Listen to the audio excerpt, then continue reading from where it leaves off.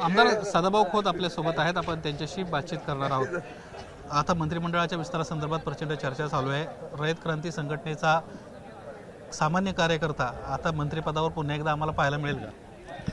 काय आहे की महायुतीबरोबर आम्ही 2014 पासून आहे आणि निश्चितपणाने अनेक संकटाचा आम्ही मुकाबला करत आलो।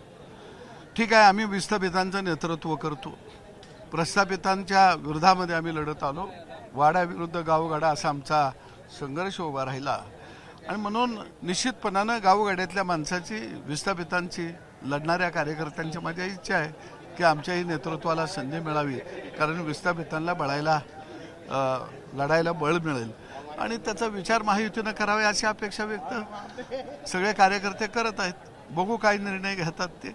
आम्ही तर प्रामाणिक काम केलं, अगदी व्यवस्थित आम्ही यांचं शेत नांगरून दिलं, या पीक चांगलं आलं, खळ्यावर धान्याची रास उभा राहिली, या तिचं पूजन आम्ही सगळ्यांनी केलं। या आता पैरा फेडायची वेळ त्यांच्याकडे आली आहे।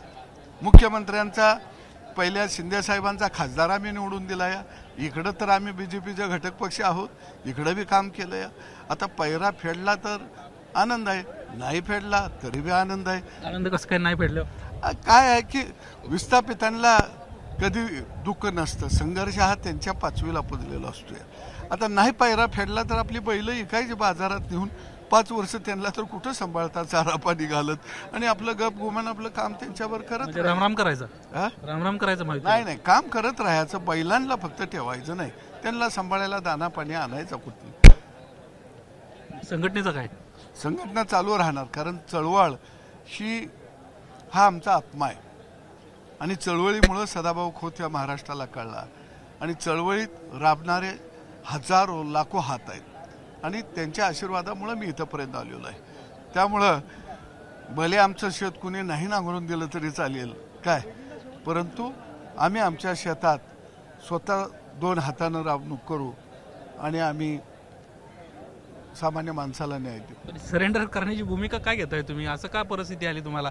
सदाभाऊ खोत आक्रमक महाराष्ट्रानं बघितलेत आम्ही, राजू शेट्टींच्या बरोबर असताना स्वतःचा ज्यावेळेस वेगळा निर्णय घेतला, त्यानंतर जो संघर्ष संपूर्ण महाराष्ट्रानं बघितला। मागच्या 2.5 वर्षात जेलवारी म्हणजे पर्यंत परिस्थिती निर्माण झाली होती, अशी तुमच्यावर अनेक संकट आली, तरी महायुतीमध्ये विचार घटक पक्षाचा होत नसेल, सदाभाऊंचा होत नसेल तर?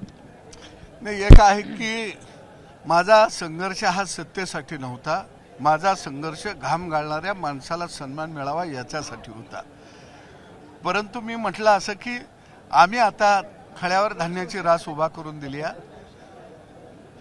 मूठभर धान्य तिने आमच्या सुपात टाकायचं का नाही टाकायचं हा निर्णय एकनाथ शिंदेपासून, अजितदादापासून मुख्यमंत्री आता देवेंद्र साहेबांच्यापर्यंत आहे। माझं तर स्पष्ट मत आहे, त्या तिघांनी पहिल्यांदा घटक पक्षाची मंत्रिपद बाजूला काढत वाटली करावी, पण ही आम्हाने विसरूनच जाते ती निवडणूक झाली की, आणि म्हणून म्हणलं गड्यानं तसं करू। तुम्ही का विसरून जात नाही त्यांना?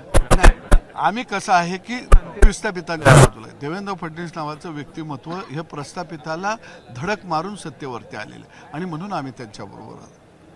पण कुठेतरी व्हायला पाहिजे ना भाऊ, कारण की ते तुम्हाला एकनाथ शिंदेच्या सोबतचे तुम्हाला भरत गोगावले माहिती असतील, 5 वर्ष कोट शिवूनच मोकळे होते। नाही, भरत गोगावले एका पक्षातून वर आलेले आहेत, मी चळवळीतून घडलेला कार्यकर्ता आहे, गावगाड्यातून वर आलेला मी कार्यकर्ता आहे आणि म्हणून मी म्हटलं की मी सत्तेसाठी आलो नाही, मी गावगाड्याच्या प्रश्नासाठी आलो। धन्यवाद भाऊ आमच्याशी बातचीत केल्याबद्दल।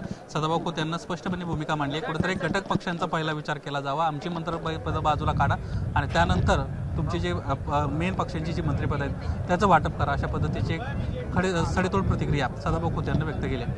कॅमेरामन कृष्णा खापरेसह निलेश बुधावले, एबीपी माझा, मुंबई। एबीपी माझा, उघडा डोळे बघा नीट।